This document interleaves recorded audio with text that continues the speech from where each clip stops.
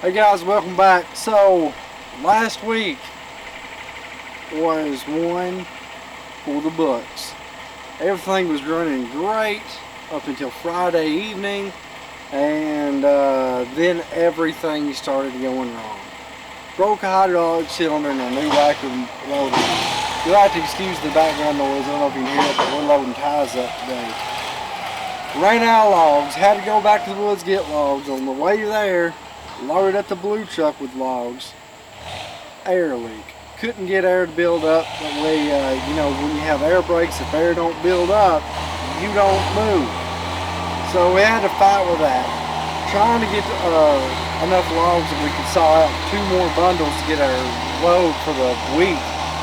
And yeah, it just didn't happen. So today is Labor Day, and things are going a little bit better. Thank goodness the tie buyer showed up today. He was gracious enough to pay us for a whole load. What's he after? Anyway, patiently waiting for someone. Definitely not on purpose. Anyway, so I got the tie buyer here today. We're moving ties, but the meat and potatoes of this video is this little modification right here. We modified the scale on our sawmill. We made it a snub nose. So the problem with this scale, this is the factory scale. Alright? Little bitty numbers. Could not read it from the cab. Because my dad's old. And he's the guy who does the sawing. And he's old. You can't see. Anyway. So he was complaining about not being able to see. So we brainstormed an idea. So first off we called Evanston to try to find a big clock face dial. I don't know if y'all familiar with that, but it literally looks like a clock face. And the needle moves this way. Anyway, they wanted $1,500 for it, so that was kind of out of the question because that's a lot of money for just a simple moving part. So what we did, we pulled this off, out of here, gone. And we went and we decided that we needed to find something that was round. And we looked over and we saw a 55-gallon barrel. So we thought, well, that might work.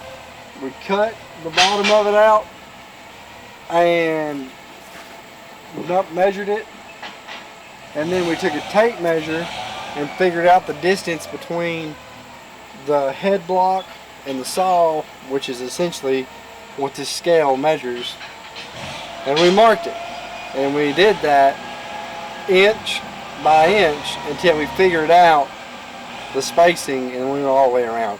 And I was pretty skeptical about if it would work or not because it's a plastic 55-gallon barrel lid and a permanent marker. But I'm telling you what, guys, it worked phenomenally,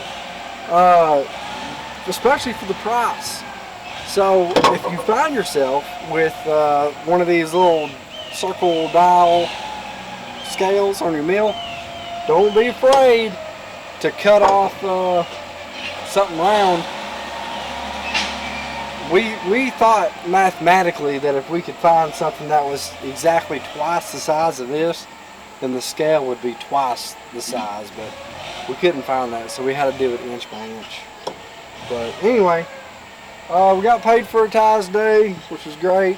We're going to try to saw up another load this week. Like I said, it's Labor Day, so we didn't figure on much happening, but I was happy the tie buyer showed up. We're in the process of forwarding our ties out to the yard where we'll load them up on a big truck, trailer, flatbed, whatever you want to call it, and they will be sent to Little Rock. Anyway, if you like the video, guys, give us a thumbs up, comment something. I don't care what it is. It just helps us, helps our video get out to other people. It's getting close to deer season.